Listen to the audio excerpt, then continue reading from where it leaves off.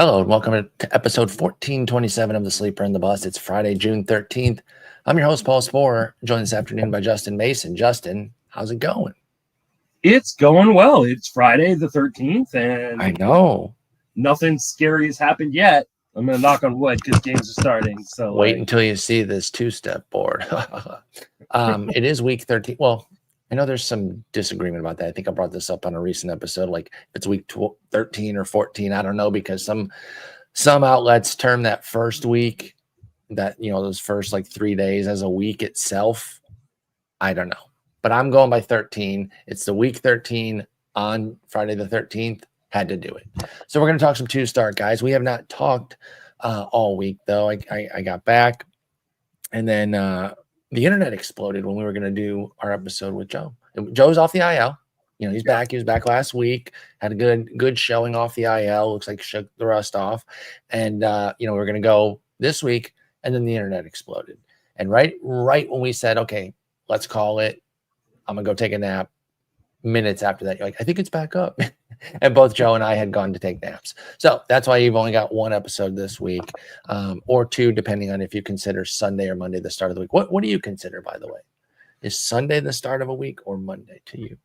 Okay, so I have this argument with my wife all the time because I say that Sunday is the beginning of the week, and she says that Sunday is the weekend, so therefore end of the week. As is often the case, I'm on the side of Danielle. But like when you look at a calendar, Sunday is first. Yes. Which is my argument. And I don't think that's an invalid argument. That is why I brought it up. I do acknowledge that it is a debate. But I think that weekend argument is really strong. It's not a bad argument. And like as a person who's Catholic, God rested on the last day, which is supposedly Sunday. Right. Though I don't know how good their calendars were back then. Who knows? I don't know if they had little pocket calendars, little devices. Yeah. I consider Monday the beginning. But either way, we're going to talk some two starts. It's a deep board. There's a lot of options, a lot of names to discuss. But I did get to go to the Savannah Bananas last week in Charlotte, North Carolina, and it was a great time. I met Jason's family. They've been hearing about this lanky, gangly ass dweeb for like 2 decades, probably thinking Jason was making somebody up because the ridiculous stories, like nobody is that ridiculous. Then they met me and said, oh, you undersold it, Jason. But I got to meet his lovely kids. They're fantastic. His beautiful, lovely wife. And then of course, Jason himself. Savannah Bananas, brilliant. Totally lived up to the hype. I loved every second of it. Just kind of the nonstop action, doing little bits. It's obviously the perfect family excursion, but we had a great time, and they had a walk-off to win it. But the thing was, I think it kind of ruined a bit. So they do this thing called the golden batter, where they can bring up any batter at any time, and it's usually somebody that's associated with where it's at. And they do all special players, a bunch of special players throughout. We got Luke Kuechly, who came out to do something. Jonathan Stewart came out to do something, and we had a third that I'm failing to remember right now. Oh, God. Oh, Greg Olson. So we had 3 Panthers, and we were trying to guess who the golden batter was going to be. They're going to go like a Muggsy Bogues, Larry Johnson, Charlotte Hornets. They're going to stick with the Panthers. And you can see them down in the dugout, like they put a little cape on him and a golden helmet to kind of hide the identity before they rip it off. Like Ryan Howard had a huge special one. This guy hits a walk-off. The crazy part was, Justin, the way they used the football field, it was like Uber Yankee Stadium to right. It was crazy close. There were like 7 homers hit to right. And it was like Polo Grounds to, well, that's actually a bad example because technically Polo Grounds was very shallow to left and right. It was like Polo Grounds center field to left field. So the fact that this guy went walk off to left was insane because nobody was going yard to left field. So I'm sure it was a great moment for him, but he kind of ruined whoever the golden batter was. I don't know if they do the same thing both nights, but Adam Thielen was the golden batter the second night. So another, this time a current Panther. So that's kind of cool. But anyway, it was great. I highly recommend it. I think it lives up to the hype. They got something very cool going, especially if you have a family, but even as just, baseball dweebs, me and my friends really loved it. Yeah, I mean, I really want to go. I've been on the wait list for a long time. I'd probably need to do what you do, which is get on the wait list in a few different cities. Yes, spread it out. You're just more likely to, get your number called at that point. Yeah, and it was great, worked out, had a great time in Charlotte with my buddies. And of course, Paul Gustavus. So we had a wonderful time. And it was great hanging with Jason. I was going to join y'all on Sunday, but I'm lazy. No, I slept in. I slept in. I have an alarm Understandable. clock. Where is that alarm clock? She left. Right? Charlotte's not in here. Yeah, I have an alarm clock that doesn't really allow sleeping in. So I'm usually like a get up early and then maybe nap later in the morning to make up some of that sleep. But it was nice to just sleep through. So that's what I did. But anyway, let's talk 2 starts. Like I said, it's a voluminous board, but I don't know how many of these you're going to like because you're pretty tough on your 2 starts, Steve. But we're going to start. I'm going to tug at your heartstrings right away with a guy who you love. Are you still in love with Brandon Pfaadt? Because he has not been treating you terribly well.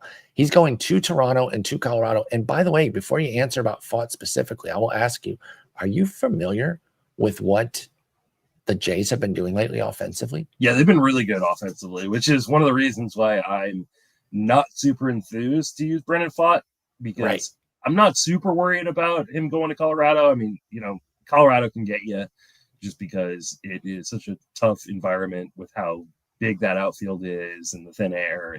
But the Rockies suck. I mean, like they're so bad. I've been starting so many guys in Coors that I would never really consider because they're just beyond inept. So like I don't even know if the Rockies or if Coors is like the one of the top 2 worst locations, maybe in top 3 worst locations to go to this year, just because of how bad the Rockies are. With Cincinnati, Tampa Bay, or Sacramento, like I'd much rather throw a pitcher in Colorado than probably any of those spots. I think you're right. I think you're absolutely right. But anyway, so then you still have to go to Toronto. The Toronto one is the difficult one because Pfaadt has been very, very up and down. He bounced back. He bounced back a little bit in his last start against Seattle.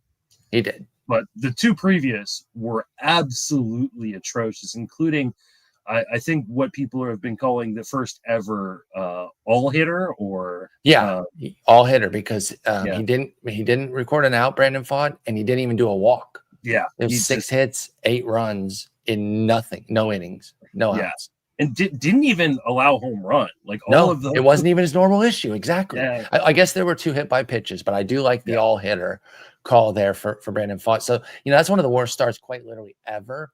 And then he followed it up with 3 innings, 6 runs at Atlanta, As you mentioned, bounced back with 2 earned in 5 innings against Seattle, which is pretty decent. And, they've kind of come back to the pack. They're not like a great offense anymore. They're okay. Still allowed 9 hits and 2 home runs. Exactly. And only 4 punches. But I'm saying no here everywhere. I'm not even starting him in 15s. I'm putting Brandon Pfaadt on the waiver wire. I don't know if I'm putting him on the waiver wire at a 15 just because. Well, let me say I'm open to it. I'm not, because I want to backpedal on that because he still has enough talent that he could play into something. But you know what we say, if you can't start in a 2-step, should the guy have a roster spot? So for me, it's a no this week. And if somebody popped up that I wanted to pick up, I would be open to cutting Pfaadt.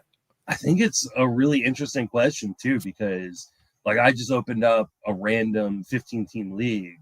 That I've got him in FBC, and I'm looking at the waiver wire, and I'm going, there's some guys on here you might say you should drop Pfaadt for, drop for Pfaadt, or no, drop Pfaadt for. You said it right. Sorry, I corrected you when I was wrong. Sorry. Andrew Heaney, are you I know Heaney's starting to slow down a little bit, but he has still been much better in Pfaadt this year. And you like his home starts inherently with the park, and you got to think at the deadline he's going to move to a better team. Also a great potential. But Pfaadt's on a good team himself, so that would just balance. But yeah, I think I would. I think I freaking would right now with Pfaadt and Heaney. We're going to talk about Slade Cecconi. He's available in this league. Mm-hmm. Bailey Falter, who again he's starting to slow down as well, but he's been really, really good this year. That's I'm probably not going to drop Pfaadt just because I like Pfaadt, but it's at least on the table, and you acknowledge that it can be on the table for somebody without being I've got to Agreed. drop other guys this week, so like I'm definitely going to be going after some of those guys. Well, maybe we'll get to some other ones here because these are going to be some guys who are available. Let's go to the Athletics. They've got a pair going with JP Sears and JT Ginn, both getting Houston and Cleveland both at home. And I know I reiterate this every week, but just that constant reminder, don't hear Athletics pitching at home and think, ooh, cool. That is inherently bad now. Where it used to be inherently good, it is now something you need to take a second look to make sure you really trust that guy.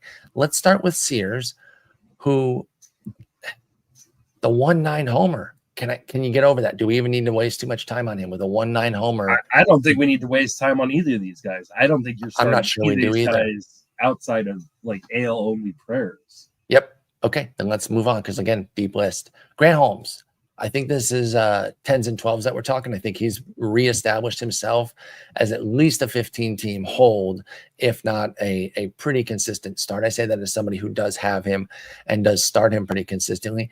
He's still not killing it, but 9 strikeouts in 2 of his last 3, hasn't allowed more than 3 earned in quite some time. He'll still give you a shorty every once in a while, including 3 1/3 2 starts ago, but that was against Arizona. So, you know, the fact that he didn't get absolutely bombed out by them, I'll take that because, you know, you got to worry about like an 8 burger against Arizona anytime you face them. But yeah, the last time he allowed more than 3 was on May 7th. Are you starting Grant Holmes everywhere? He gets, let's see here, New York, the Mets at home, and then at Miami. I think the at Miami says yes, right? Like the New York one, you take the Mets. Yeah, the New York one scares me, but the at Miami, I think, is good enough where you go, okay, I think you're gonna take that and just hope that there isn't something that happens early on in the week that crushes you and we always off of that Miami start. We always want the easy start at the front end just in case anything happens. So that is a little bit dicey that the Miami one is the second one, but hopefully Grant Holmes gets that. Do you agree with my assessment of his 15-team status where it is not quite a set and forget, but a pretty consistent start there? Yeah, I think depending on what your other options are, I think you're pretty much rolling with him. Like there's very few rotations in 15-team leagues that haven't been at least touched, if not decimated by injury. Right. So You'd have having a guy like Grant Holmes, and kind of think at some point Atlanta turns it around, but I mean I've been saying that for a while, and they're 15 games back. Like but it's insane. By this time last year, because one of the comps that I had for them early was like, oh, is this just going to be last year's Houston or this year's version of 2024 Houston? Remember how slowly they started? They turned it around and got going. But by this point, Houston was back. If I recall correctly, their turn really started in May. So I will say this, okay? Yes. Almost every single one of Atlanta's home games to start against the Mets are at risk of postpone. Weather.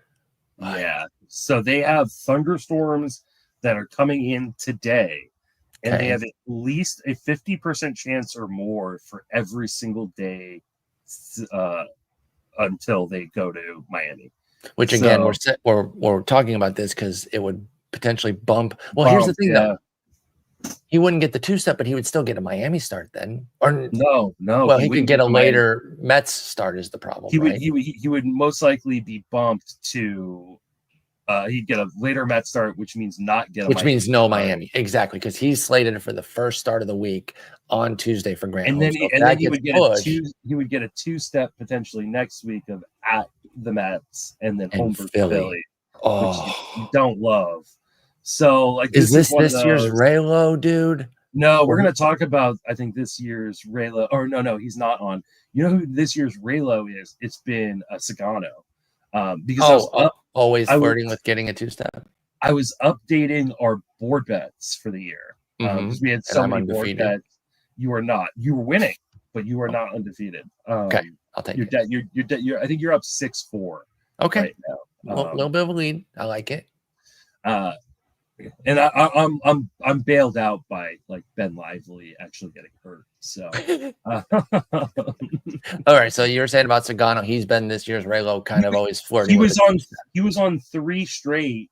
To like because I had to go back and I was like, oh well, when did we talk about this guy for the board?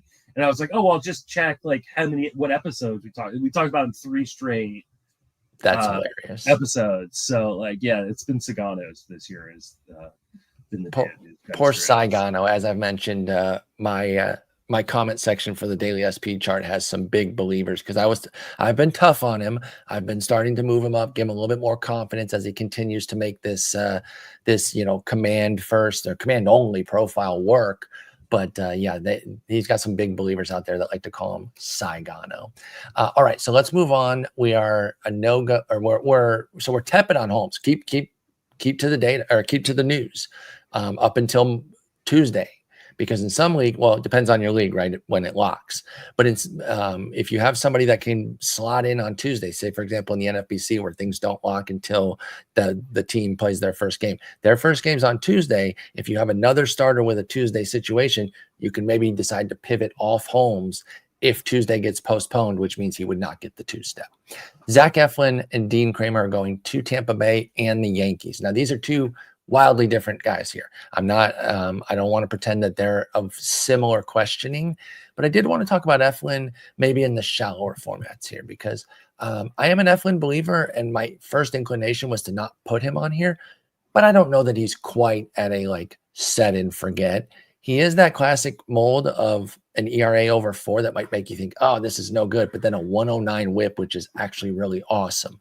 So where are you currently with Eflin in the shallow and medium leagues? I do think he is a firm 15-team starter, but what about those other formats? I mean, I think at this point, Eflin is kind of a must start. Like I put him in my must start. Back for you? I think he's completely like back. All the way back. Okay, good. Because that's where I've been. I just kind of checking myself on this one. You look at what he's done over his last 3 starts. It's been 19 2/3 innings, 18 strikeouts, only allowed 2 walks in this period, 1 home run. Like he is doing everything right. 18 strikeouts, so you're getting almost a strikeout an inning from Eflin. And it's been, yes, he got to go against the White Sox, but he also, got to go against Seattle, who this was, right at the start of their slowdown.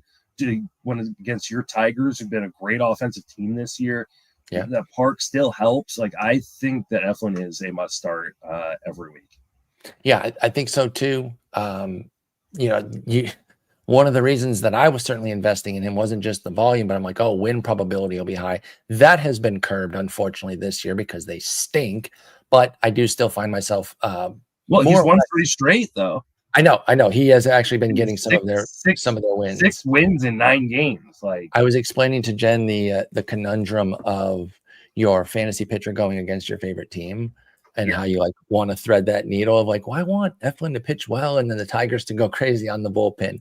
It did not happen, and he got the win. So I'll take it. What about Dean Kremer? Again, much different situation here where we're probably only considering deep leagues. Is it the Yankee starter or is it Kremer altogether? I mean, I think it's definitely the Yankee start is part of it. You get, the Yankees in New York. In New York is why I'm a full no on Kremer. Kremer has been absolutely dreadful on the road. He's got a 6.33 ERA on the road this year. Ooh. He's been great at home. He's got a 2.90 ERA at home. This is, Kremer's issues with home runs have really come back to bite him. And you don't want to take those home run issues to Yankee Stadium? Come on, coward. No, I don't. I mean, he's on the road this year. He's given up 7 home runs and 14 doubles. He's allowing a 313 batting average against him on the road. And now you're going to 2 of the worst stadiums to pitch in. Yep. And one team that is just got an amazing offense, the Yankees. Like, I'm not touching this at all. Like, he should not be started this week in AL only. Yeah, you can't with Dean Kremer. You're asking for like 15 earned runs this week. All right, Lucas Giolito for Boston is headed on the road. He's got a West Coast swing coming. He's Boston fans, get that coffee going. You're gonna be up late this week at Seattle and at the Giants. What's up with our boy Giolito? We're big fans over the many years. He's been up and down. I haven't checked in on him in a while here, so I'm tempering my language in case he's way different than I thought. Yeah, I mean, the composite results are bad. Where are you at on Giolito right now? The composite results are bad, but it comes from 3 blow-up outings. Like and that is the problem with these guys. Like, you were in the stream yesterday when I was talking to Nick about that was fun, by the way. Mize. Yes. Mizorowski. Mizorowski, thank you.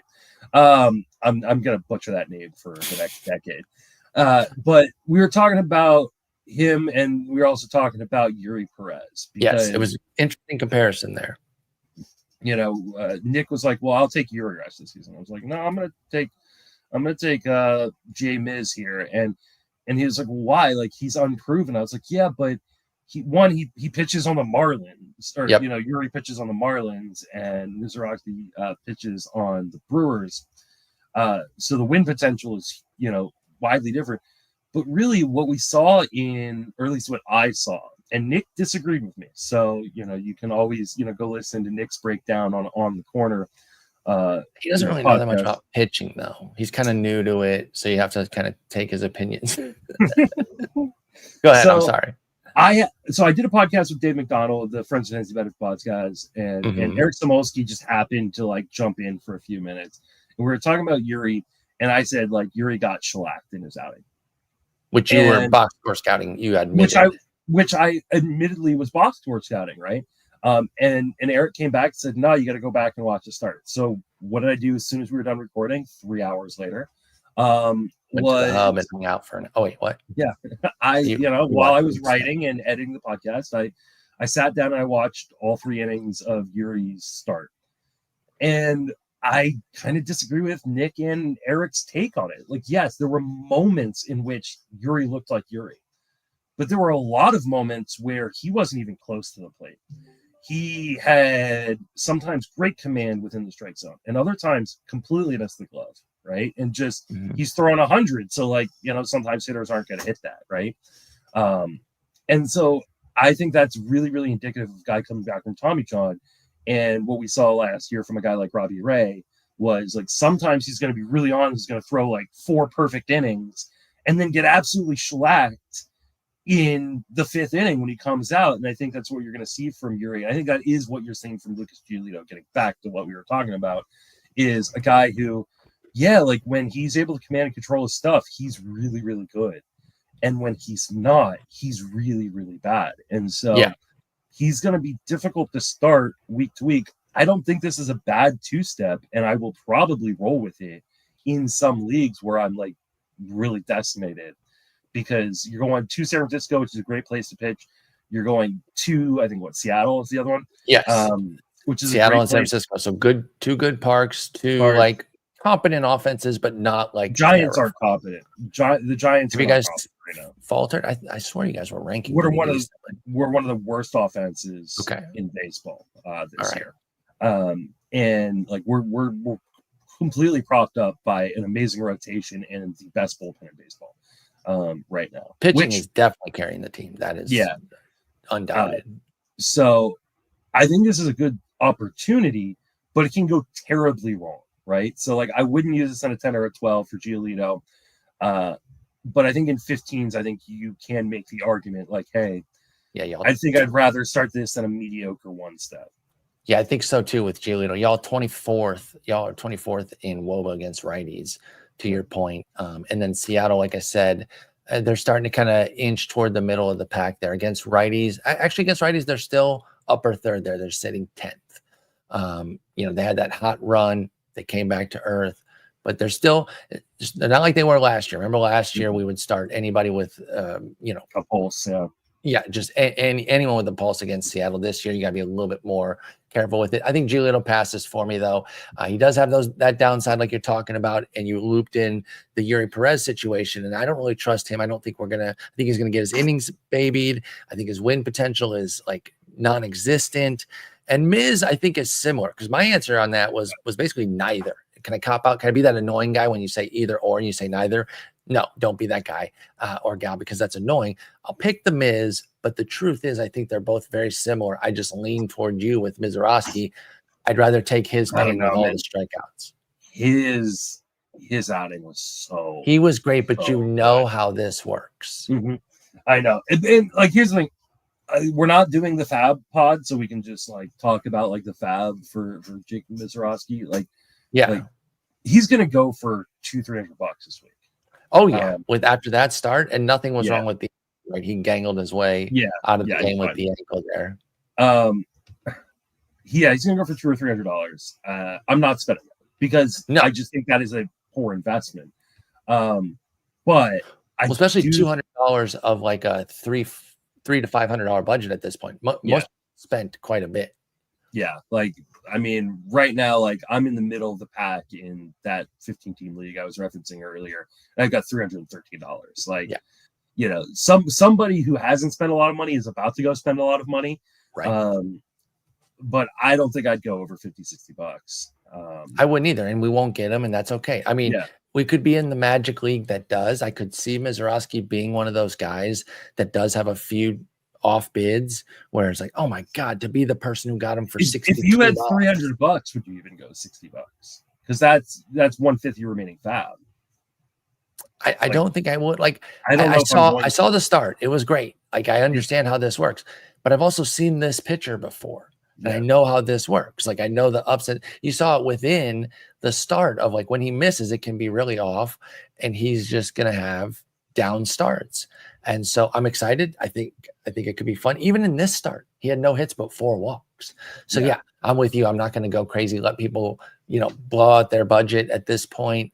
The only thing that's getting me over triple digits at this juncture is probably a hitter. I don't think there's any pitcher right now that I would really do. Is there a hitter that's going to come up at this point? I don't know. I'm just saying that it's a theoretical hitter at this point because I can't even name you one that would, you know, Roman Anthony's. Well, what about Roman Anthony, by the way? Oh, he was last week, wasn't he? Yeah, his bids were last week. Wait, were they?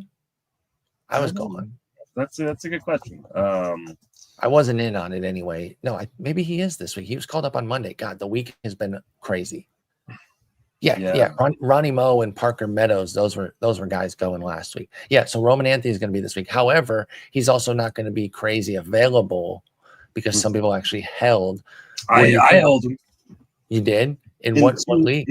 In Towers and he's 100% in the main. In Barf, I drafted and held. Like he was held 100% in mains. Yeah, he's 100% gone in all my leagues. So we don't need to talk about him. But yeah, Mizorowski, you're 100% right. He's going to be very expensive. And I'd be careful.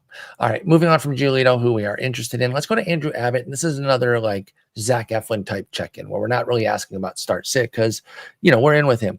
I'm more asking you, is this a set and forget now with Andrew Abbott? Has he been pitching well enough that, you know, even 2 home starts, which is not what he gets this week. It's Minnesota and then at St. Louis. But St. Louis is pretty good, even though their park is pretty nice to pitch in. So a decent 2-step here that includes 1 at home. Does Abbott just hang in the rotation right now? He's been really good. I mean, I think he is a set and forget for now. Sure. Set and forget doesn't mean like you can't change your mind in like 2 weeks. You know, I'm not holding you to it forever. I don't know how you don't start him at this point because the results have been so good. And even the underlying numbers, like, you know, like are saying like, hey, he's obviously going to regress, but the xERA is 303. Like if you got a 303 rest away from Andrew Abbott, you would be doing backflips. Do you find that with profiles like this, and throw in Tyler Mahle as well, who is a little bit different because Abbott's skills are a good level better with an 18% strikeout minus walk, and I think Mahle's is like 9%.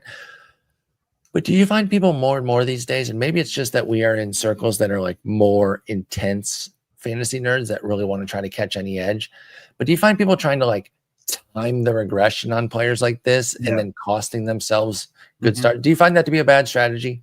Yes. I do too. And like, again, Mahle's a little bit different than Abbott, so I do want to separate them. But with somebody like Abbott, no, he's not going to be a 187, 097 all year. But like you said, his ERA indicators are suggesting that he's still really good. Yeah. So you got to eat the regression that's coming because you don't know when it's coming and you might miss a bunch of good starts. What you don't want to do is eat all of the regression, right? Sure. Like, don't keep starting him if he has like 3 bad ones in a row and it's like clear that he is falling apart or something. But, and I mean, like you look at like the stuff plus and the location plus, and they're both under 100. Like, I don't think this is going to continue, especially in that park as things warm up in Cincinnati in the summer. But like at some point you have to just go, okay, Andrew Abbott, you've done this, right? Like you've got to just keep going with it until it kind of starts to fall apart.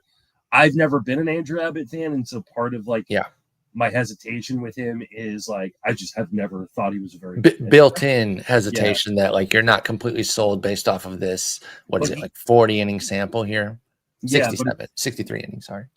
But at some point, it's like you have to just go with it, and like we see it all the time, year in and year out, that guys who aren't amazing outrun their peripherals for a full season. For sure. Like it just happens. There's a handful of guys every year, and they're like they are like truly league winner types. Tobias Myers did it, like nobody believed that, right? Yep. Like why can't Andrew Abbott do that? I don't think he will, but you just at least his A's are back. The thing last year was sorry, go ahead. I'm sorry. I was gonna say you got to wait for the other shoe to drop before you can make the move. Like especially on Abbott. I want to get to Molly because he is a different case with half the strikeout minus walk ratio.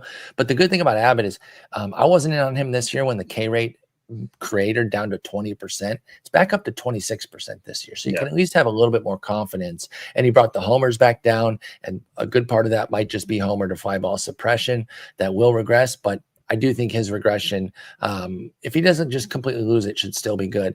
What about Molly real quick? He doesn't have a two-step this week, but it's somebody I wrestle with every fifth day when he comes up on the SP chart.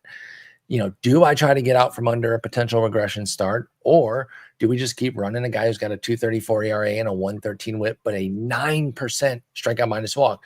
Unlike Abbott, he does have a key factor. The 111 location plus is very good, and it's actually, driving Molly's success. But how do you deal with somebody like that whose skills are even more evidently going to bring about a period of regression, or at least one of those mega dud starts eventually? We talked about it a little bit last week when we had Molly for the 2-star, and I still stand by what I said, which is you keep going with it, and then you once it falls apart, fine. But like Texas Stadium is playing very much like a pitcher's park again, and so like I don't know that the regression is going to come that hard and fast, and I do think Molly is so good at locating that he can outrun it, especially in the zone. Like he locates so well within the zone. You do not see that glove move from where the catcher sets up for that pitch. And somebody is hurt on this Nationals team. And I don't know who it is, but Molly scattered 10 hits over 5 2/3, 4 runs against Minnesota. Not a great outing. The last two have been 4 runs in 5+ innings, which it's Alex Call. Well, I hope Alex Call is okay.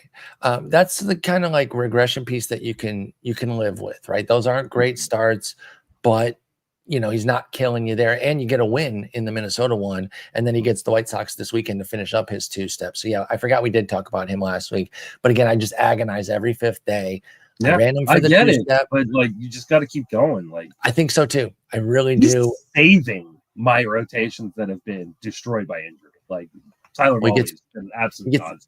He gets a trip to Pittsburgh next week. So with the White Sox on Sunday and Pittsburgh next week, he has a chance to continue to stay hot.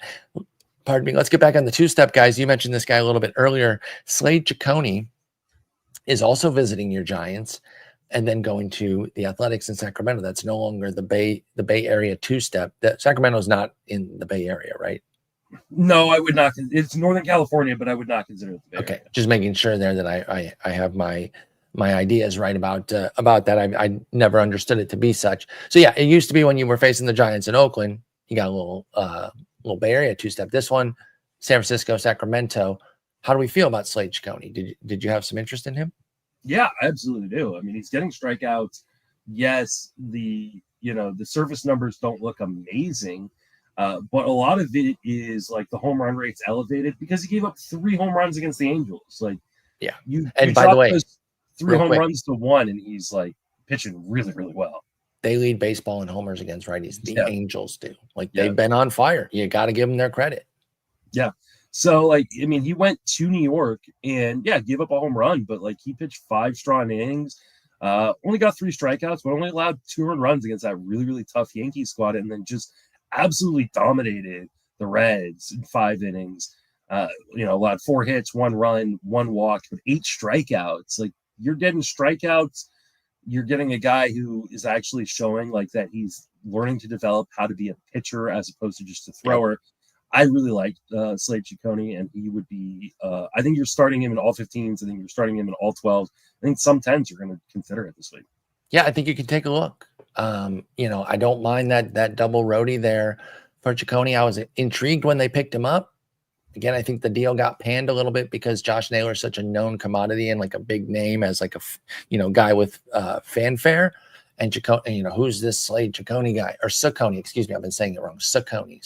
Oh, is it Cecconi? Cecconi. I'm looking on BREF right now. Cecconi. I thought it was Cecconi. I thought it was. But you know, Cleveland is a team that we like when they get pitchers. You know, we want to take a second look when they bring in somebody like Luis L. Ortiz, or when they bring in somebody like a Slade Cecconi. And so we're seeing that they're getting some good numbers out of him. I agree with you. 15s for sure, 12s for sure, 10s on the table. Let's go to the White Sox. Sean Burke's going to get the Cardinals coming to visit him and then off to Toronto. That's a really difficult two-step for a guy who already has 0 win potential from Jump Street because he's a White Sox. Any love for Sean Burke? No. Okay, moving on. Should we talk about the trade, though? Oh, yeah, actually, we should. We absolutely should. How crazy was that? So, I literally wrote up last night because yesterday when Savali got, you know, moved out of the rotation, he demanded a trade. And so on a write-up, like I said, like, you can demand a trade all you want, but like, why would the Brewers trade unless he said, like, listen, I'm not going to pitch in the bullpen. Like, I'm kind of surprised by that too. I can't remember the last time I saw that. Like, we see it in football all the time, but right. The one I always associate with baseball is so old at this point because it doesn't happen that often. Operation Shutdown, Derek Bell. Yeah, he called it Operation Shutdown. I don't even remember that, honestly. Yeah, it was just, like, I mean, a good player, but like he was over his skis by doing that. He wasn't good enough to demand that he wouldn't play, but he was in Pittsburgh, so you got to give him a little bit of a pass there because we know how Pittsburgh is. But like, yeah, so Savali traded for Andrew Vaughn. And like, and I'm honestly still a little shocked by the return. Like, Me too. And a lot of people on Twitter were like, "Oh yeah, like, you know, Andrew Vaughn's got like a 48 or 44 WRC plus this year." Like, sure. I get it, and like he has not lived up to his prospect pedigree. Glaber bomb off your boy Nick Martinez. Suck it. Oh, I sat Nick Martinez this week. Oh, okay, smart. All right, sorry to interrupt you. Go ahead. I had an argument about it because I sat him in favor of David Festa, and Dave told me who we're going to talk about. Yeah, Dave said I shouldn't do that. I should have started Nick Martinez with one start over Festa's one start, and I was like, it's against Texas. I'm taking Festa. Festa was great. Festa was great. So the only thing that can hurt you is if Martinez absolutely cooks. He doesn't have much leeway because Festa only gave up 2 earned and first pitch or first batter at least 1 run for the Tigers. But anyway, back to who the hell are we talking about right now? Yeah, Andrew Vaughn being traded. Oh yeah, Vaughn, I get he has not lived up, but he's been super unlucky this year. He has. Question is, like, where does Vaughn play? Like, he's like depth for them, which is wild.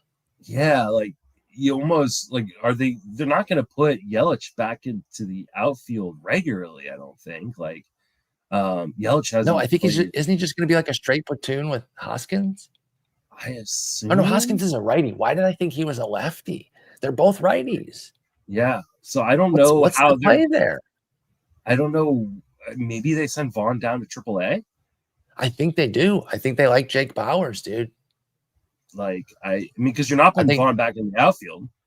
Here's what I think. No, you're 100% right on that. Or I shouldn't say 100% because we know Milwaukee will do some things. You shouldn't do that unless they have a plan. You know, Milwaukee prioritizes defense. Like they do prioritize it. But I'm saying, what if they have a plan to teach him? They're confident in their teaching. But anyway, I agree with you that he's going to go down to AAA. Maybe they have some plans for his hitting, and they're thinking we can get Andrew Vaughn back on track. And then isn't this the last deadline? Well, maybe that, or keep both, but he's done after this year anyway. So either trade him and then insert Vaughn if whatever changes they have in mind work, or let him be just a bench piece and maybe be up for a little bit this year and then unleash him next year when Hoskins is gone. I don't know. I have a soft spot for Vaughn. I know you have a little slight familial connection to him there with Danielle. So he's always been someone that you guys pay attention to, having been out in Cal. What about the Civale side? Because obviously his win potential plummets here, but his certainty in the rotation is skyrockets, right? He is now a lock to start every fifth day in Chicago, and he's still a pretty competent pitcher.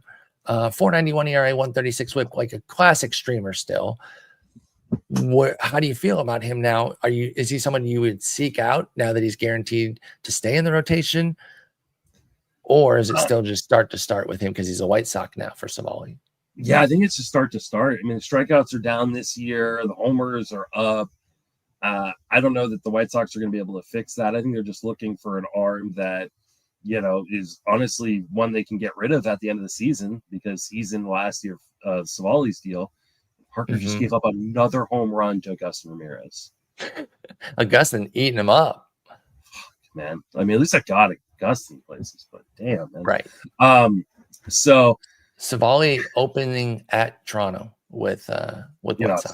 That's a no-go. And then he gets your Giants at home the following week. That might be stream worthy. Yeah, that one I can get it behind.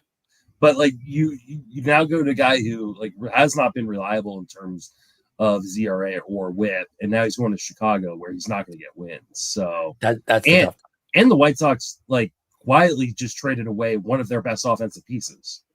And well, he hadn't been playing as it, but projection wise going forward, you would expect Vaughn to be one of their better players going forward. Right? He did have a 44 WRC plus, but a 217 BABIP. I think he's going to be fine. I think what this also does, though, is Miguel Vargas will now be their everyday first baseman. Great, because he's not the best defender. He was a utility guy to get the bat in the lineup, not because he could actually play those positions all that well. But that means that Edgar Cuero and Kyle Teel will get more playing time because they will trade off probably at DH moving forward. And so, like, it makes Kyle Teel especially really, really interesting as a guy who could get, a full complement of plate appearances, but be catcher eligible. Man, I really wanted him, but the appetite for Kyle Teel this past weekend in Fab was hot. It was. I underestimated just how hot it was. I settled for a David Fry scoop as my second catcher there, which I'm okay with. But I did want Teel. So that Civale Vaughn trade, the craziness about it is that it happened overnight. Like you said, he had just demanded and then immediately gets dealt for a pretty nice piece. I know Vaughn is struggling, but I'm not giving up on him. And I trust Milwaukee as a development organization, eager to see where that goes. Let's go to my Tigers. Casey Mize is inviting Pittsburgh into Detroit and then heading out to Tampa Bay.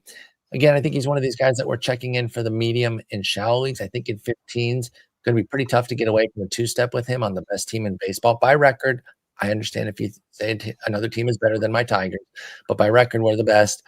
Pittsburgh's a great start there.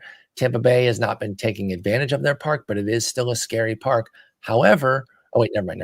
I was going to say, however, he doesn't give up very many homers. Yes, he does. Is that scary enough for you to move off of Mize? No. I think Mize is kind of in the Andrew Abbott, tier of guys where it's like, I don't believe he's going to be this good rest of the way. But I think you're just rolling with him, especially with that Tigers offense behind him. I think you exactly. And the bullpen. If he has a lead, you feel confident that it's going to be kept for him. So, I feel pretty good about starting Mize in all formats this week. And then he just gave up another homer. Oh, wait, no. Parker did? Okay, it was double off top of the wall. You can't give up a start to Miami. Come on, Mitch. I love you. It just sucks, because you know that like the Rockies are going to have their nights, the White Sox are going to have their nights, tomorrow. Everyone does over the course of 162. It just sucks when it's against the pitcher that you streamed, thinking that you're going to get an absolute gem. Let's go to Lance McCullers Jr. This is another one of those where I think he's been pitching well enough that in 15s you're not even blinking. And I say that even though he just had one of those starts, a nice segue there by accident. He blew one to the White Sox. He walked 4 and gave up 4 hits, so 8 base runners in 5 innings, 6 strikeouts, 4 earned runs. Tough outing there, but he'd been pitching so well that he was really earning a lot of favor. So that's a bummer for McCullers to blow that one to Chicago. Now he's going to head to the road for Athletics and the Angels. As I mentioned, the Angels are the top team in home runs against righties. Is that scary enough? Are you worried by the 4 walk outing against the White Sox, or is that just a blip? When he's off, he's usually going to walk a lot of guys. Where are you at on McCullers? Maybe it is more. By the way, I'm stretching this out. I think we are asking about all leagues right now. I don't think he's as set and forgetting 15s as I implied early. I mean, I think in 15s he probably is, just because I think he's close, but like I think you could have a situation where maybe you don't start him and you still keep. I would not cut McCullers in any situation. No, of a 15-teamer. But I think in a 2-step week, you're starting him. Like, yes, I feel pretty confident. I think I overstated it a little bit. I think you have to kind of treat McCullers like you treat the TJ returning guys. And I know he's not a quote unquote technically a TJ returning guy. He's just an injury returning guy. He's been on for like a decade. Yeah, like but I think you kind of got to treat him like that, like where like, hey, they're going to be blowups. They're absolutely going to be blowups, but it's a weird mix because I feel like he in some ways is a mix. McCullers is a mix between Giolito and Ryan Weathers, and I say that because I think I get the vibe. You get like the inconsistency of a Giolito because he's come back from injury and it's been a really long time since he pitched. Yep. But you also like know that McCullers' arm is a ticking time bomb, and at some point he's going to get hurt, and so you want to kind of get as many starts from him as you can before it's over. And so, like, I have a really hard time not running McCullers out there, especially in a 15. In a 12 and a 10, I think you are entertaining it on the board, but certainly not a must because you could easily have a rotation deep enough in those 12s and 10s. You're going to 2 tough parks. The Angels are leading the league in home runs. And it's like it's somewhat dangerous here. It is. And then Cubs the following week. So in like a 10, for example, if you're not starting him, I don't think you need to pick up McCullers and hold because I don't want any part of that Cubs start, almost regardless of how well this week goes for McCullers. I think I'm avoiding the Cubs no matter what there. So I think 15s, yes, 12s, leaning yes, 10s on the table, but if not, don't stash because it gets hard after that. José Soriano gets a trip to the Yankees, which I think is disqualifying enough, and then Houston at home. And as I mentioned here on the sheet, I'm not even listing Kyle Hendricks because with those matchups, we know the deal. But Soriano's been pretty rough. I love him, but I cannot deny that he's just not been that good. Is there enough juice here, or like is it like I said at the outset there that the Yankees on their face are what rules him out? Yeah, I think the combination of these starts, you're probably only doing this in a 15 if you're desperate. Even then, you should hopefully find a better option here. So this is one of those sneaky guys, José Soriano, right? Because you see the 3.86 ERA, and we talk about this a lot. I talked about it to the other side there with Eflin, who has the 4.09 ERA, but the great whip. This is the appealing ERA at 3.86. We're like, oh, sub 4 ERA, that's good. But a 1.50 whip is beyond terrible. What's your deeper outlook on Soriano right now? Because this is kind of a regression year. He's been way worse than he was last year. Is he somebody you still like in dynasties? You have some hope for? Is he only going to be good in his next organization because he needs to get out from under the Angels? What's your more long-term outlook on José Soriano now that we're 80 innings into a modest season right now? It's such a weird profile switch because he went from being kind of a really, really good stuff plus guy and a bad location plus guy. And then last year you had him as a 107 stuff plus and a 102 location plus, which was a huge jump from the 87 location plus in 2023. And this year, the trend continues. The stuff plus continues to go down. It's now 93. But the location plus has been great. So he's actually locating fairly well, especially with the slider. Which was, kind of an issue pitch for him last year. But the stuff has just gotten worse and worse, especially on the fastball, which that is concerning to me that the fastball is grading out so poorly after being something he could really rely upon last season. I do feel like this is like an organizational thing and like, hey, he needs to. Can he and Detmers get to like Milwaukee or something, please? I mean, I don't know why they would ever trade them. No, I was just trying to use a good. But yeah, right. Sure. I was just trying to say I want them to go to a good org. Yeah, I'd love to see them get to Cleveland, get to Milwaukee, Tampa Bay, LA, all the good ones. How but, great would that be? It's not going to happen. So because like you said, there's no incentive for them to do it. They should keep these two and try to figure it out. But we want them away from this organization. I fell for it again this year. I'll try not to fall for it next year. Well, you know how I did last year when I had like 4 Angels pitchers at any given moment. At least they spread out. I feel vindicated on Griffin Canning, by the way, right? He's the first one out. He escaped, and we saw the turnaround he's had with the Mets. Now we need to get Detmers and Soriano out of there next. Let's go to the Dodgers and Justin Wrobleski. The lefty is going to be hosting San Diego and Washington. I know it's it's Dodgers, so it's like anybody there has at least win probability, you would think. But he's had dreadful numbers. Are you just blindly starting Dodgers to try to steal a win, or are you being more discerning here and not starting Wrobleski? Well, the interesting thing is they gave him an opener last week. Oh, I missed that. Did it work? Did he get a dub? Oh no, sorry. No, it says it is, but also because did he not make his start? Because I'm not seeing in the game log now. Yeah, he last pitched on the 6th. So a week ago. He was supposed to pitch on the 11th. So then he got skipped. That was the game got skipped. Was that when Kike pitched like 5 innings? Yeah, because they got absolutely shellacked. I can't remember who the reliever they used in the bulk. I see it right now. In line for bulk relief on Wednesday, but they were getting Matt Sauer. They let this guy wear it. He threw like 110 pitches as a reliever and got absolutely destroyed. So they skipped Wrobleski for whatever reason. But like, why would you? What happened? No idea. You know the Dodgers. They're always on. By the way, why can't Ben Kasperius get back in the mix here? Why are they letting him be a 1-inning guy at this point? I love Ben Kasperius. I guess he threw 4 last time. Okay, so Kasperius took the start, and it was supposed to be Wrobleski after that. Yeah. Kasperius pitched well, so I don't really understand what happened. I don't either. Yeah, I don't know. Maybe they just decided when the game got out of hand, they weren't going to waste Wrobleski. Well, that is why they didn't. That's why they brought in Kike, and Dave Roberts even talked about that. I thought it was a little much. Oh, wait. This Kasperius game is not that game, by the way. This is a different game. Okay, sorry. Anyway, Wrobleski's now getting the 2-step.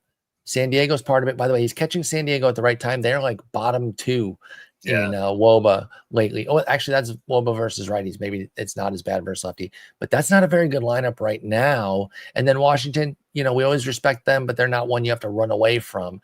Do you take the wins chance with Wrobleski, or has he just been too bad to take the risk? I mean, if he's getting an opener, I might actually be kind of interested here. I would love that, but we might not know that until we may not have that decision by the time we get there. So are you putting him in your waterfall? Let's go with that then, right? Like maybe not your top guy then. Yeah, you're going to put Wrobleski in your mix just in case. Yeah, I think he is. Washington's been the 23rd team against left-handed pitching this year. Okay, so they're not like terrifying. Yeah. They haven't been quite as good as I'd hoped this year. I thought they were going to really take a step with their offense, and so far really hasn't been there. So I've downgraded my concern on them. When they do clip a pitcher, I'm like, okay, they got me. But for the most part, I'm not running. Because I mean, at least Wrobleski, like when he does pitch, like they let him go 6 in that last outing. Like the Dodgers will score you runs. You might be able to get a cheap win or 2 here this week. So if you're win seeking and you don't care as much about what happens to your ratios as freaking Parker just continues to give up runs. Jesus. Oh my. I cared about my ratios, Mitchell. Oh God. Just clocks me everywhere right now. But like I think you could get your face beaten in pretty easily. You're taking big risk here.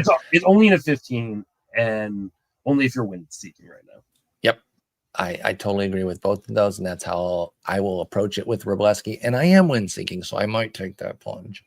Sandy Alcantara is going to be, oh, I just noticed his matchups, is bringing in Philadelphia and Atlanta to Miami. Now, at least both are at home, so that is nice. And after that, by the way, you mentioned that you're not doing the Fab Pod this week because it's Father's Day, so we need to talk about Yuri Perez bids, right? This is going to be his first, so we'll get to that in a moment too.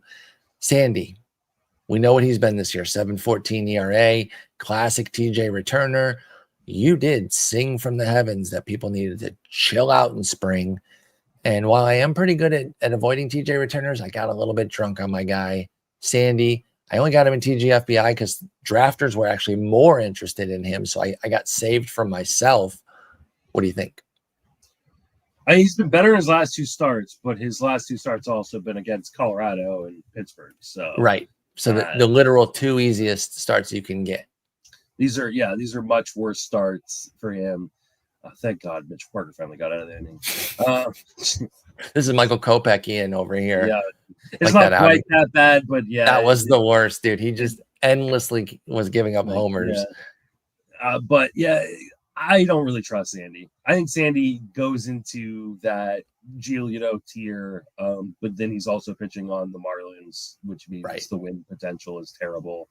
So I would rather not start Alcantara. I can understand you're going to probably do it in some 15-team leagues if you still have him on your roster, but this feels like, hey, people are going to get tricked into like, oh, look, he's been better the last few starts, and then they get absolutely. If they don't look at the game log and see that it was against the 2 worst teams in the league, then I know he's been working on some mechanical stuff too, and so some people are going to point to that as like, oh, he's fixing mechanical issues. But I just think this is super indicative of a guy coming off of TJ that has struggles with command and control. Yeah. And Alcantara is not an elite pitcher without command and control. He doesn't have the overwhelming stuff that like a Skeens or a Scooble has, that like when they're not, feeling a certain pitch or feeling multiple pitches, like that they can just get by velocity. Like he lives with the command and control. He doesn't have that baked in margin for error there with overpowering stuff like you're saying with Sandy. So it's a great point. Again, I was like, oh, maybe he's different. Maybe his command and control comes back quicker. Nope, wrong. What about the trade market? Do you think he gets traded this year? Or do they not want to sell low? And so they reassess in the off season or sometime next year? Because they don't have to. He's not a free agent after this year. He has control for next year and still a team option for 27. So if you're the Marlins, how do you approach Sandy right now in the trade market? I mean, I think you put him out there and you see what people are offering, but like you need a haul. And I just don't know with how he is, unless he continues like this recent hot streak and like he is just lights out until the trade deadline. I don't know how you get the full value that you should get from Sandy Alcantara. And that's what I'm thinking. So I don't know if they should trade him. All right, let's talk Yuri Perez's bidding then this week. You already mentioned that, he's somebody that you're going to be very cautious with. You were going to pay more for Jacob, or you suggested that Jacob Mizrachi should go for more, and I agree. What about the Yuri Perez bids? His outing on paper was not very good. Like you said, Eric Smolsky, enlightened you to the fact that you need to watch it and see that it was better than the results suggest. But most people won't. They're going to see the results, but then there's the name value piece too. Yeah, I think the name value. Going to see the name value and say, I think the name value carries the day here. So how expensive are we thinking? I mean, I think he's going to go triple digits. I won't be spending. He will be a backup bid guy for me. I honestly do not believe that he is going to have a ton of inherent value this season. I agree. I'm out on Yuri Perez this year. Yep. He will probably be a top 25 starting pitcher for me next season. Like when I do very excited for next year. I will be the fact that he's back at this point of the season. He's going to have 80 something innings under his belt coming into next year. I'm sure he will improve as the season goes on, but we're talking about a guy that has a low win potential on the Marlins to begin with. Yes. And now you cannot guarantee me that he is going to go 5 every start. Like at least Sandy's going 5, right? Like he is going to be in line for wins if the Marlins can support him at times. Right. But I don't know that Yuri's going to be able to do that. I don't know that the Marlins want Yuri to do that. I think they're going to be very careful with guy that is going to be a cornerstone of this rotation for a really, really long time. So I think that any amount spent over like $25 is too much on Yuri Perez this week. I can't say it better myself. I'm just going to co-sign all of that. Love Yuri. Can't wait for next year.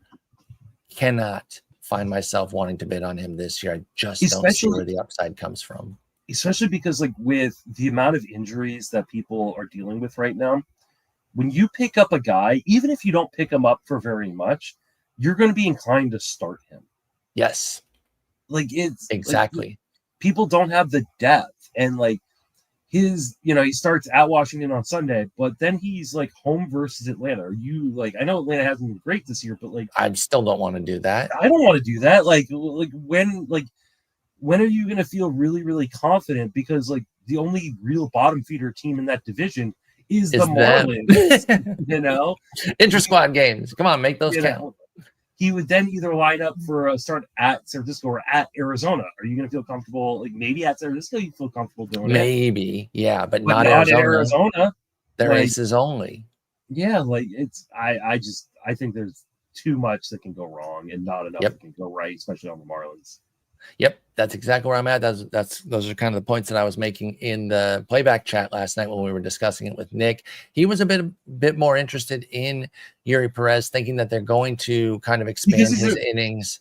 Because he's an elite talent. Nick is always going to, and I love Nick, and I don't disagree that Yuri Perez is an elite talent. He absolutely is, and you saw it at moments.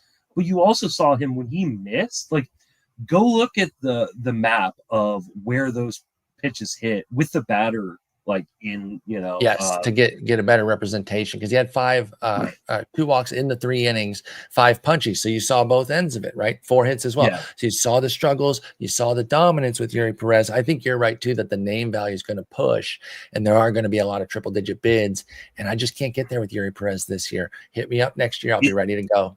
Like if you look at those maps and you see like where those balls that he was missing were hitting, it looked much more like a shooting gallery piece of paper where it's a great reference. The batter has just been murdered. Right. Like, because he's not missing by a few inches. He's missing by like a foot. Like it's like, so I don't know that. Your boy Friedel tied it up. Sorry to interrupt you. Now Edward Cabrera's hurt. Oh no. That never happens. I mean, it looks like he's going to try to stay in, but let's go to Milwaukee and talk about another guy who kind of fits in that Tyler Mahle mold. This is Chad Patrick.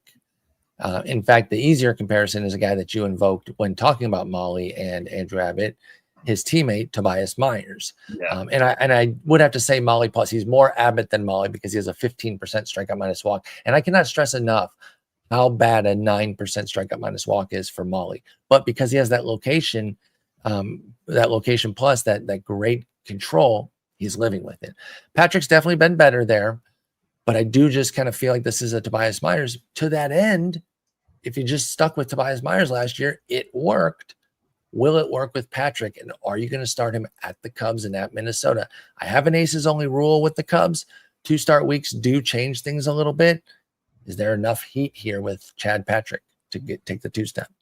In a 15-team league, I think there is. Yeah, Chad Patrick's stuff's actually pretty decent. He's been really nice. Like I'm surprised the swing strike rate isn't higher than 10% right now. Like I think he maybe it's a pitch mix issue where he needs to be throwing different pitches. Yeah, because he was a steady like 12 to 15% guy in the minors with his swing strike rate. He had a 26% strikeout rate in AAA this year. And, and last year, 136 innings. Oh, sorry, last year. I think this is a guy who has more strikeout stuff and he's got a full arsenal. He throws 4 pitches. I think he could actually be someone who he's not going to do a 3.25 ERA, but like if he's like a 3.50, a 3.70 ERA guy rest of the way, like I wouldn't be surprised. And so at 15-team league, I'm for sure considering it this week, even with the tough matchups.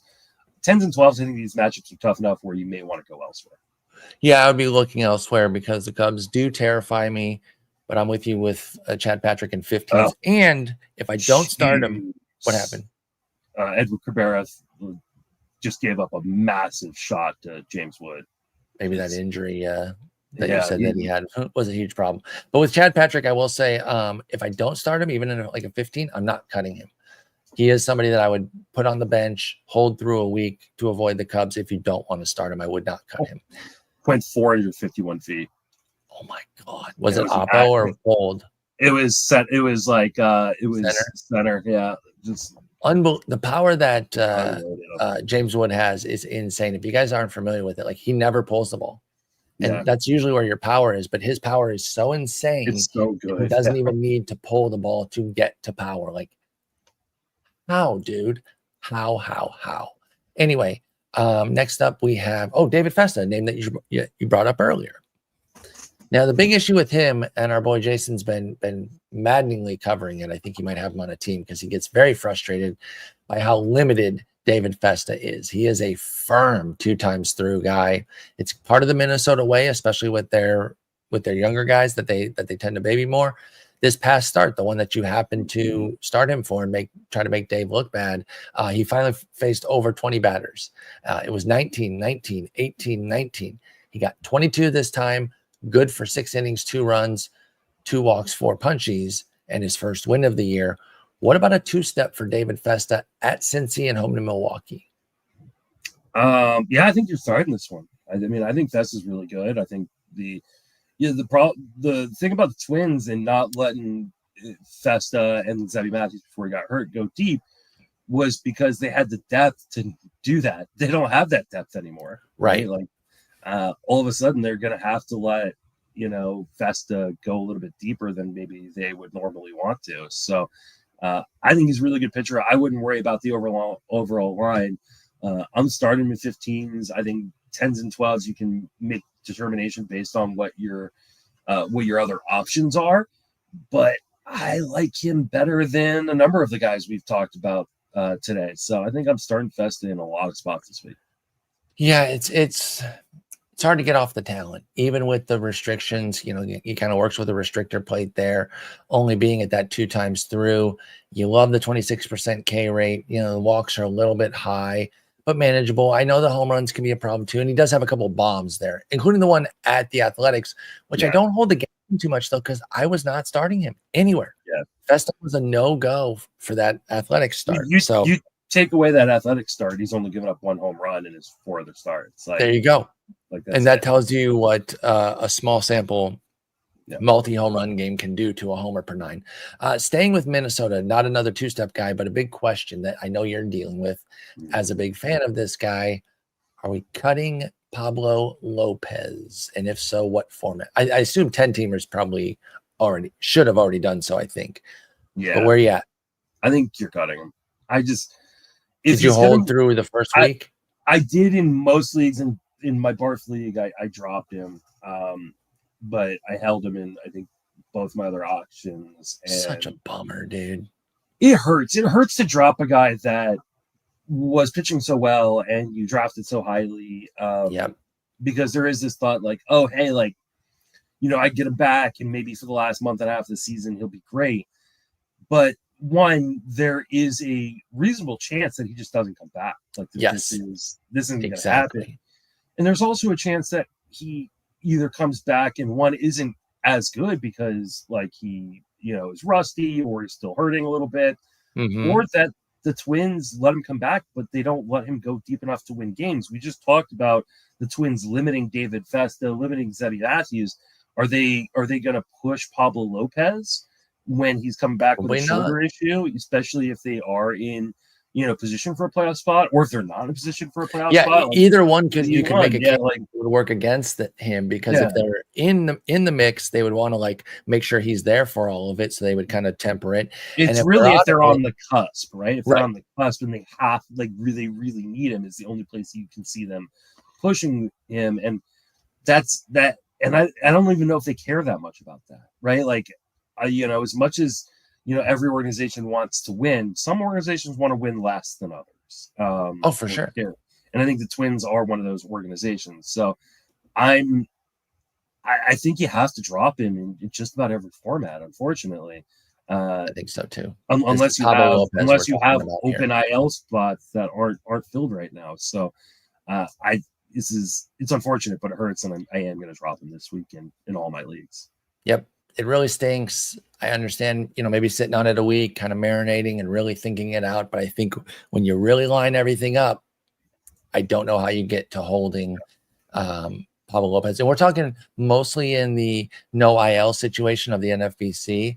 But even in IL leagues, if you have to take somebody off, kick somebody off, if you have like 3 IL spots, they're full and you're going to put him in one, make sure that guy is further away. I've got like Imanaga and Max Meyer on my and you'd prioritize both of those over Lopez. Even though I know he is better than Meyer for sure. Right. And a similar talent to Imanaga. But like those guys are going to be back way before Lopez is. Like you can always go back if your IL cleans up and all of a sudden you've got an extra IL spot or two, like you'd always go back up Lopez while he's still hurt. But you don't want to drop a guy that might actually deliver you value sooner when a guy potentially could not be back at all this year. Exactly. And that's where I'm at with Pablo Lopez as well. So it is a bummer to cut him, but I think that's the prudent move. Let's go out to New York. We'll start with the Mets. David Peterson goes to Atlanta and to Philly. That is tough. Doesn't somebody else have that in reverse? Oh, yeah. Sandy has Philly, Atlanta, both at home. So Peterson gets it the other way. Better pitcher this year, better team support. How do we feel about David Peterson, though? Is he an automatic in 15s right now? I mean, yeah, I think he is until the regression catches up to him. But like, I don't believe this. Like, I really don't. Like, it just. Can I get a quick more belief in Peterson or Abbott? They're similar, right? Both lefties that, I guess it's Peterson. Is that because of his team or his talent? Because the talent has been better for Abbott. He's got 5% better, 5-point better strikeout rate. The location plus is better for Peterson. And that he does have that off right and now. Peterson also has that command that you're talking about, that command and control has led to an NL best 0.5 homer 9. But that's the part that you're worried won't continue, and it's the right? Team. The team yes. too. Team context certainly favors him. Him being Peterson, sorry. I mean, I think both these guys are going to regress. Riley Greenbaum, 2-1 Tigers. There we go. I think both are going to regress tremendously at some point, but I don't know how you don't start him with the way he's pitching right now. Like, because again, DP's regression should, not guaranteed, but because he's on the better team, should come still with a chance to steal some wins, even in some of the crummier starts. It's also the better park. So, like, much better, yes. Like, as things start heating up in New York, things start heating up in Cincinnati, you expect Abbott to get hurt worse by the home park. So, I think I lean Peterson here, and I think that means you're just starting him until the regression hits. Yep. I think that's exactly where I'm at with David Peterson. I'm open to, and 10s again, maybe you have a deep enough rotation where you don't have to, but I would certainly keep him. And you'd have to have a really good rotation. He has a 2.49 ERA, David Peterson does. And even though he's not fully earning all of it, he is doing some things really well. It's a 119 whip though. Like that is, it is. And that tells you that the ERA is a little fraudulent, because 119, while on its face is not terrible, it doesn't usually facilitate a 2.49 ERA. So the whip, the ERA will go up to match the whip. It doesn't usually work the other way around. All right, staying in New York, going to the 2 Yankees, 2 very intriguing young Yankees here, Clarke Schmidt and Will Warren, both getting the Angels in Baltimore. We've mentioned a few times now how the Angels are ripping righties for homers. Baltimore's still a team that can clip you. They're not having a good year, but you still got to be nervous about their offense. Let's start with Schmidt. How do you feel about Schmidt and Warren? I mean, I think Schmidt is a really, really good pitcher. I do too. I like both guys, to be honest. I think Schmidt is actually better than what we've seen so far. Like, he's got a 2.95 xERA. The strikeouts are here. He does walk a few too many guys, but I think a lot of it is kind of that Blake Snell approach where, like, hey, I'm okay walking you because I'm just going to go get the next guy. Right. Re-rack. The idea of like re-racking, not overly working your way through a through the start there or through the at bat and saying I'll get the next guy. Yeah, because I mean he's got a 53% zone percentage, so like he's filling up the zone a good amount. So, and he gets on top of hitters with a 67% first pitch strike rate, with a 67% first pitch strike rate, 12.5% swing strike rate. I like Clarke Schmidt a lot. I think this is the breakout that people have been clamoring on for years. And I think he's only going to get better as the season kind of goes on. So I don't think that he's due for regression. I think he's actually due for progression here for Clarke Schmidt. So yeah, no, I'm starting Clarke Schmidt just about everywhere right now. Yep, I'm with you. I share in the eagerness about him. I think he's a really good pitcher. I was really intrigued by what he did last year in the half season, and I think he's mostly that guy. Maybe not 2.85 ERA, 1.18 WHIP to a T, but again, that's another one where the ERA was always going to come up. I think he's better than 3.60, a little bit worse than 2.85. I like him a lot. What about Will Warren? Not quite as good as Clarke Schmidt in my estimation, but still an intriguing young pitcher. We do have some ugly numbers composite right now, 4.86 ERA, 1.37 WHIP, but I've seen some glints of hope throughout these 14 starts here that keep me excited. Again, his worst start, 1 1/3, 7 earned at the Dodgers. I do discount it because you never should have started him for it, right? Yeah. So why would you hold it against him when it didn't hurt you in fantasy? He bounced back with 2 pretty solid outings against Boston and KC since then. Where are we at on Will Warren for this for this Angels Baltimore 2-step? Warren's actually been really good at home. 3.86 ERA, gets a ton of strikeouts. The problem is the control. He has pretty decent command, or at least he's shown pretty decent command this year.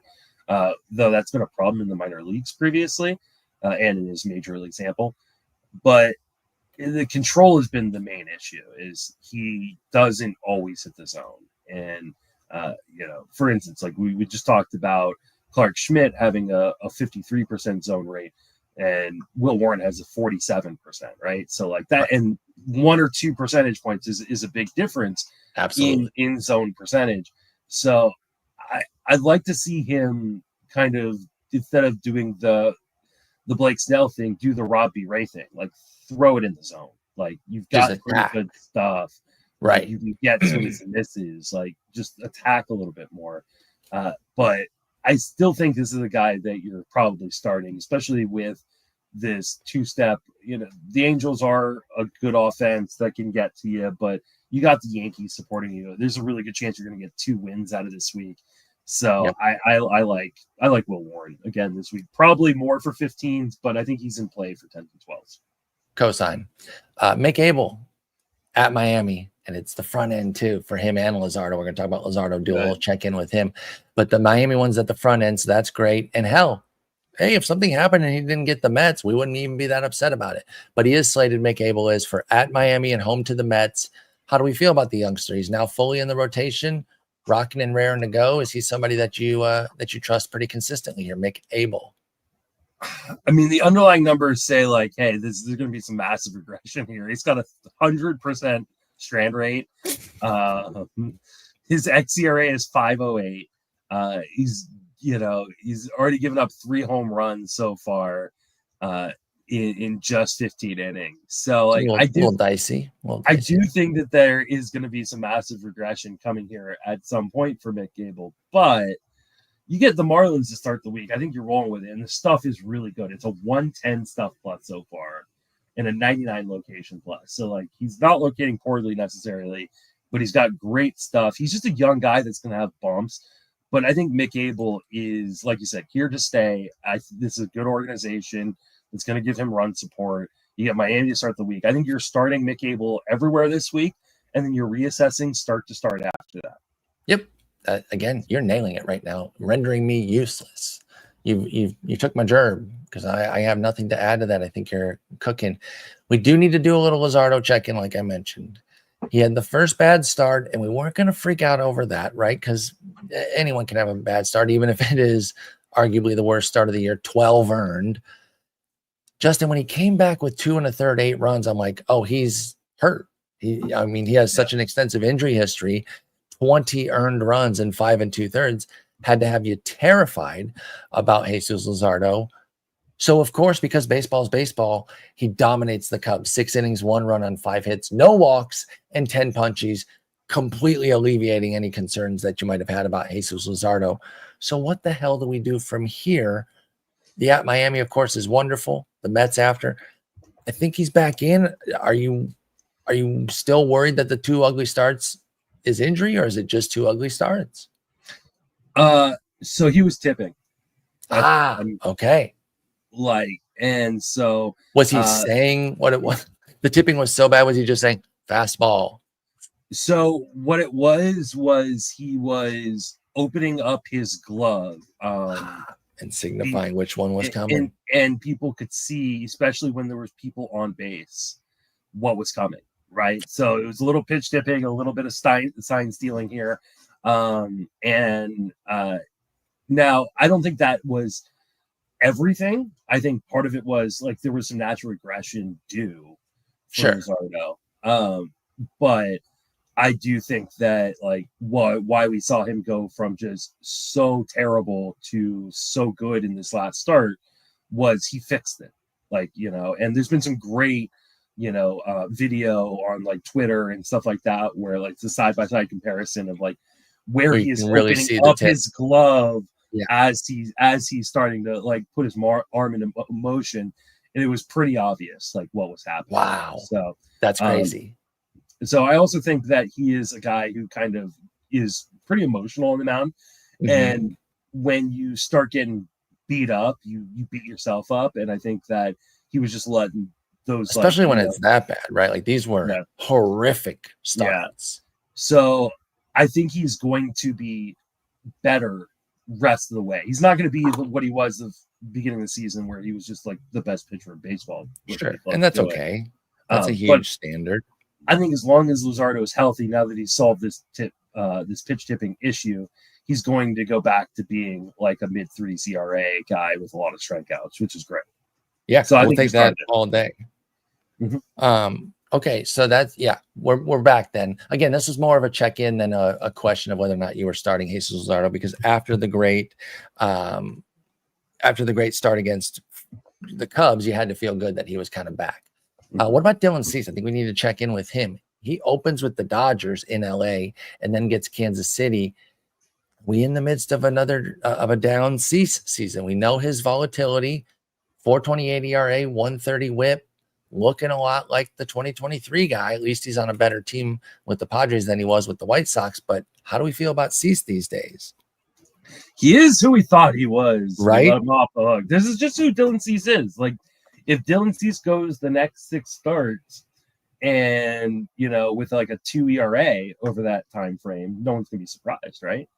If he walks, you know, an average of 4 batters per outing, no one's going to be surprised. This is who Dylan Cease is. This is what you get with Dylan Cease. This is why, like, I don't draft Dylan Cease, but it's mostly like I always buy the dip. That's the thing. I want to like after this year, if he doesn't turn around this year, I'll draft Cease next year because his price will drop a bunch. But you also pair him with a guy who is super, super safe in terms of your ratios, right? Like you know, if you pair him with like an Eflin type who you know is not going to have a bad whip, like you're going to feel a lot better. That's exactly right. You know, or a Framber Valdez or a Logan Webb, like right, like you're going to pair him with those guys. You're not going to pair him with Luzardo. Right. Or even like a Robbie Ray, who's been great, but coming in, they're like a righty lefty version of each other. So like I don't think you're sitting Cease. Like I'm still starting Cease everywhere. Everywhere? Yeah. Okay. I think so too. I just because he could go out and throw a no-hitter with 12 strikeouts against the Dodgers. Like exactly. And you'll be kicking your that's on your bench. He's good enough like to like God damn, like stop allowing base runners, Mitchell Parker. This kind of it goes in this. It's in the ballpark of the Tyler Mahle, Andrew Abbott thing about starting through the regression, but the other end of it, right, where you might take some more beatings here, but we know how good this guy is that you can't get cute about trying to figure out like, okay, I'm going to sit him here because it's been going poorly. Because when Cease is on, the opponent doesn't matter. But the same thing is when Cease is off, the opponent doesn't matter, meaning even the Marlins could cook him. Cease has a 3.26 ERA. If he had a 3.26 ERA and like a 120 whip instead of a 130 whip, are we talking about Dylan Cease? No, absolutely not. He wouldn't even be on the list. So you're right. And again, I just want to kind of let people know, like, Yes, it's been rough, and we've seen this before, but I still don't think you need to make a move. I still think it's not actionable with Cease. You take the Ks that you're still getting in abundance. He has a good win. Now, the wins haven't been there. You would hope for a couple of cheap, dirty wins with the Padres, but he's only 2-5. So that part is a bummer, but I think it's a hang with him with Dylan Cease. What about his teammate, Randy Vásquez, who gets the same two-step here, meaning you have to do the Dodgers with Vásquez? Is there anything here with Vásquez for you? I know I've said his name like 10 times in a row. This is the inverse, right? He's got a 3.57 ERA, but his xERA is 5.93. Yep. And that is higher than his K per 9. So this literally is a polar opposite here. He doesn't have the skills. He has this ERA he doesn't really deserve. He also has a dreadful whip. Yeah. No world where you can start Vásquez, right? With a Dodgers start. I mean, some people are gonna.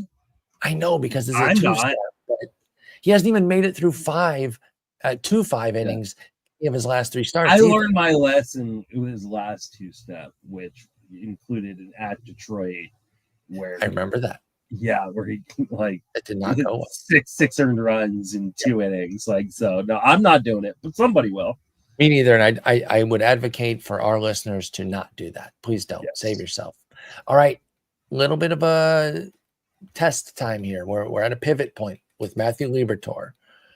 We knew that there was going to be some aggression coming in, and it's here. The last 3 starts have been bumpy. One really, really bad one against KC. He kind of survived against Toronto because 2 of the 5 were unearned. So it was 3 earned in 5 innings.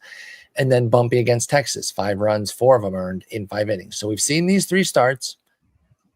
Has he fully pumpkined, or is this just the lull to kind of get him back to even? And now we go from a 3.93 ERA, 1.17 whip, and that's more of who Matthew Liberatore is. Where are we at this pivot point with him? And I should mention before you answer that he has a trip to the White Sox and he's hosting Cincinnati. All of a sudden, Liberatore is lost velocity. You have to wonder if it's hurt or if something's going on. Or if if he's just kind of like he's dropped like 1.5 miles on the velo, and it's scaring the crap out of me. And I don't blame you. That the hard part with that is all of a sudden the stuff plus is down, and the location plus 2 down below 100 over the course of these last 5 starts.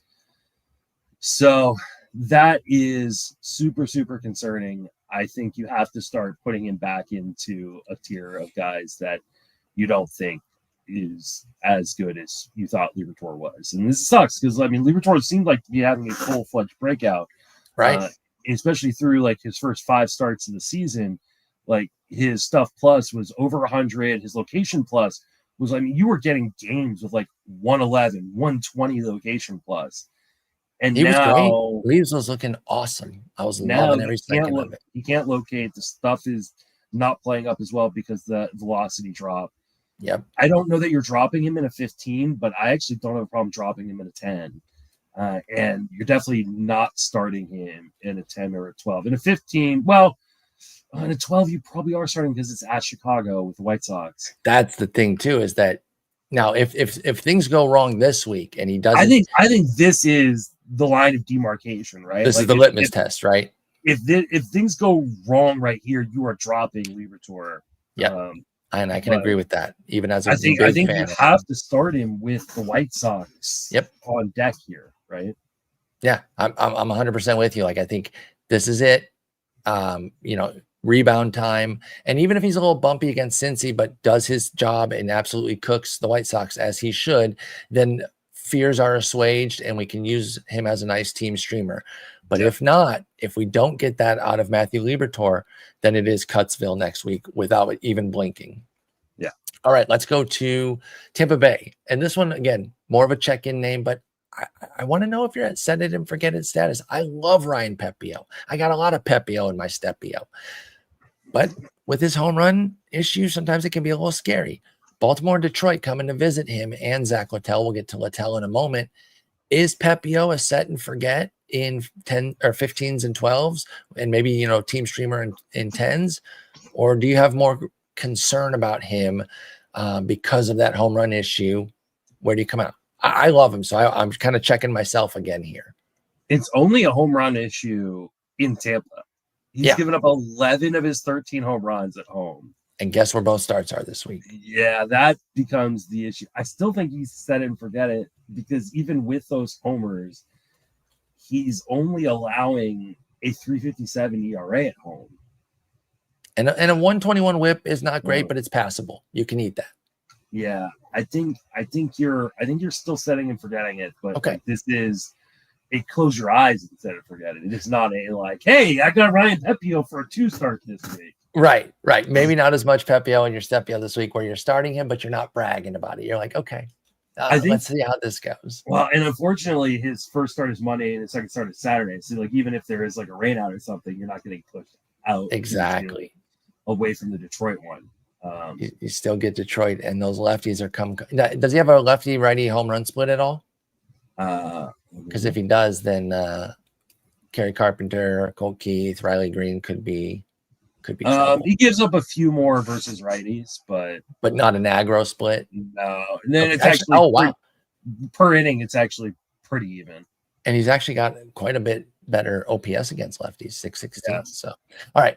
I love Pepio. Just want to make sure I wasn't too drunk on him. What about Zach Littell? Definitely someone who's more of a toss-up here. Can you find any starts for him, both at home? And I think he's actually had a pretty disparate home road split himself to the negative at home.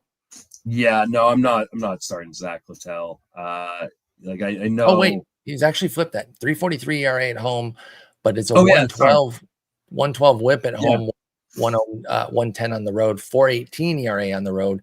Sorry about that. I misled you. No, actually, yeah. Maybe I would start Littell. 3.43 at home. Only 7 of his 21 home runs given up or have been at home. He's also thrown less innings, so only by 8, so it's not that big. You know who cooked him? A team that we've mentioned like 50 times this episode. The Angels got 4 on him at home. Oh, I remember that start, actually. Yep. Yeah, that brutal 4-inning start there. So, he's actually really smoothed out since that start specifically. 7 earned on April 10th. Since then, Zach Littell has 69 2/3 that are really nice, 3.10 ERA. Only 44 Ks because that's not his game, but he's been a lot better than I thought. Credit to Zach Littell. I was not familiar with your game, sir. You've been on fire. Yeah. I'm kind of more interested in him than I thought I was. Yeah, I think I am too. Also because he is the Sunday starter, and that's the Detroit start. So Javier Baez gone. If something does happen and they have to push him back, then he would not have to face Detroit, which would be the better. And then he would line up for a 2-start next week versus Kansas City at Baltimore. So he gets away from Tampa Bay. I'd be okay with that. Sweet. So I actually think this is a nice little streaming pick that even if you don't get the 2-step, the better 2-step might be next week. Hold it. Exactly. So we're in on Littell. Let's go to Texas. Jack Leiter gets Kansas City and at Pittsburgh. Pretty nice setup there. You love the at Pittsburgh. KC, they're playing a little bit better, but it's still not an offense that you run scared of. Is Jack Leiter doing enough to intrigue you this week? I think Jack Leiter is. I think Jack Leiter is really good.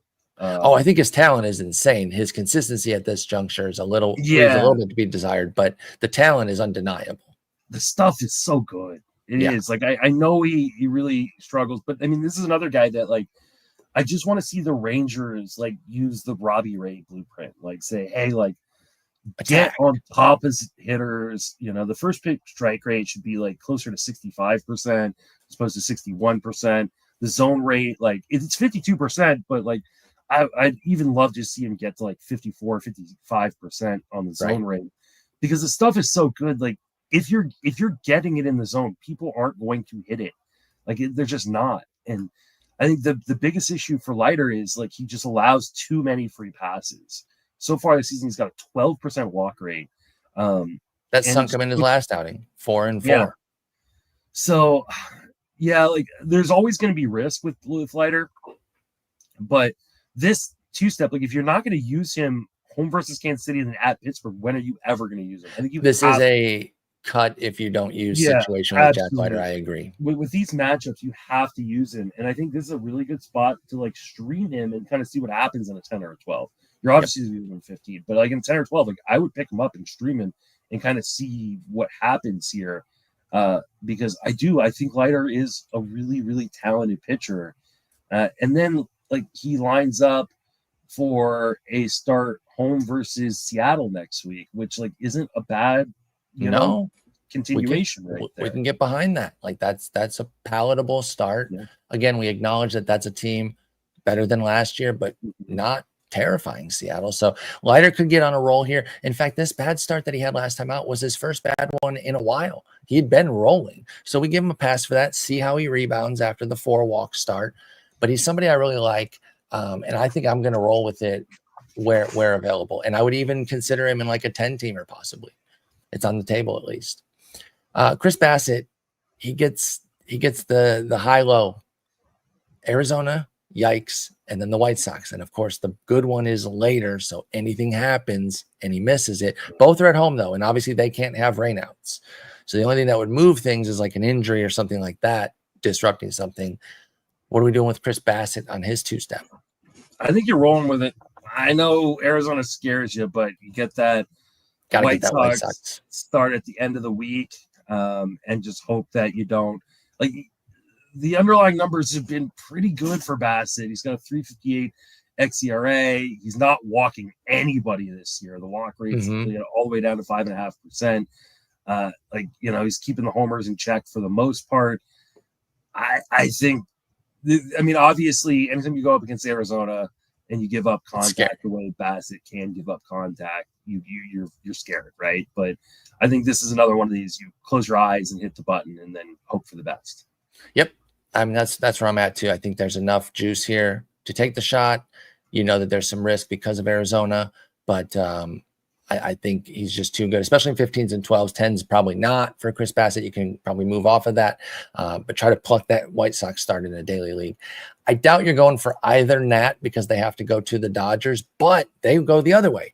They have the up-down where it's Colorado at home and then a trip to the Dodgers, and then the Dodgers starts on the weekend for both of them. So we're praying for something to bump Jake Irvin and Michael Soroka off that second start.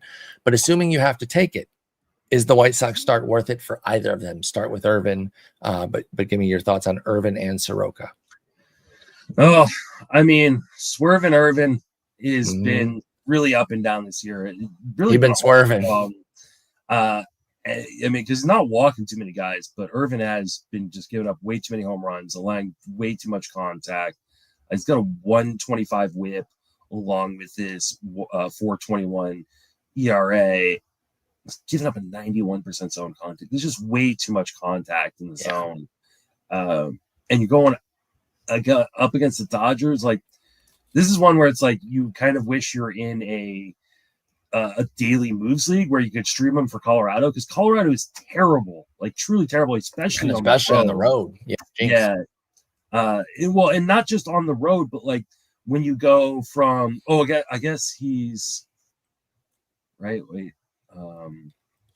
No. So they have already been on the road for a little bit. So you're talking about how like sometimes it takes a while for them to adjust. Yeah. So like the Rockies hitters are truly terrible in their first few games on the road, and then they start to adjust. It's that really big adjustment initially, and then they're just regular stuck after that. And so like the Rockies have already been on the road for 4 games by the time they see Irvin. So I actually don't know that I care if that's. I mean, I guess you might want to stream him, but I think the Dodgers one is just too scary. Yep, that's where I'm at with Irvin, and then I like Soroka more. Yeah, I do too.